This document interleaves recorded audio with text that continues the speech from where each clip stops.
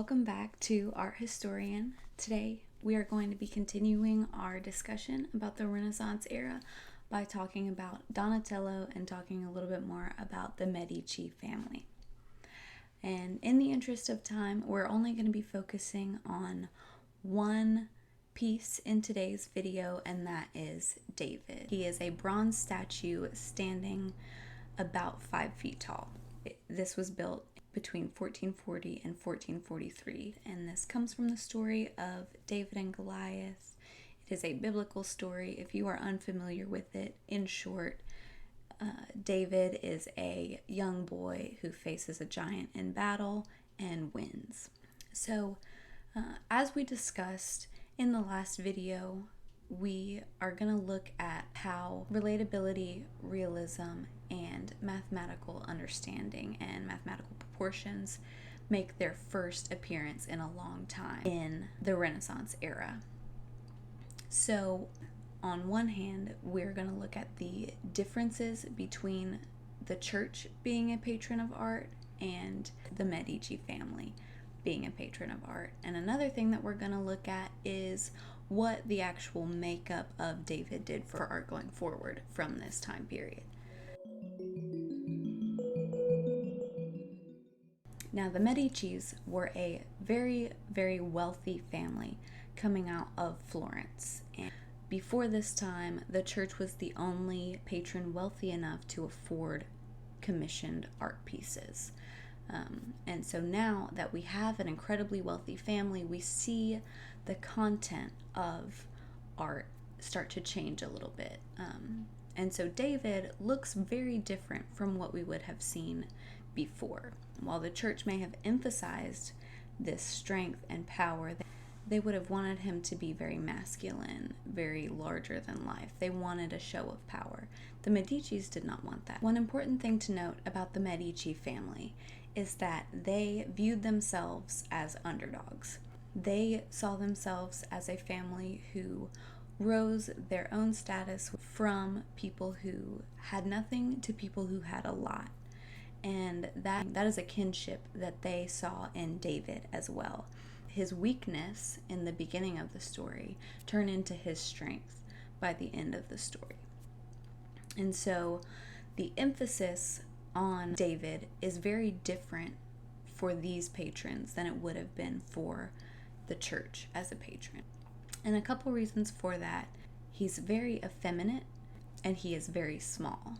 He looks to be in this about 12 or 13 years old, not very muscular. He's got this very long, very curled hair, and he's kind of wearing this frilly hat. So his effeminate quality is really emphasized. And that is because the Medici family wanted everyone who saw this to know that David was an underdog who ended up being at the top by the end of the story. Another way the content of this sculpture is very different from something we would have seen commissioned by the church is he's naked. He is the first naked sculpture to exist since ancient Greece and ancient Rome. At this time in history, the church was not ready to display nudes. So David's nudity in this scenario was intended to further that very intimate experience that the Medicis wanted to have.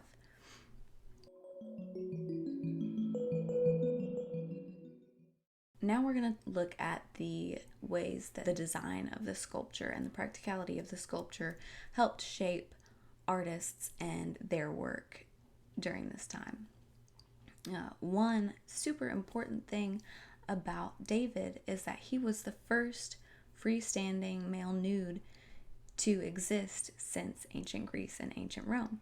Before this, sculptures would have been kind of protrusions from a wall rather than what we are used to seeing sculptures as today. You can really see that nod toward a more progressive artistic time period with his decision to make David into a freestanding sculpture. Another thing is his mathematical proportions and the realistic qualities that he has. he's not muscular, he's not manly. This is just your everyday teenage boy who found himself with a slingshot. Compared to previous sculptures with really idealistic bodies, this is just more realistic and much, much more relatable. Donatello clearly paid attention to mathematical proportions when he was creating this sculpture, because it is just on point when it comes to what the arms look like and the legs. And this is where we see that shift in history between idealized, unrelatable, unrealistic into relatable, more realistic. One last thing that I don't feel like I can let you go before mentioning is contrapposto.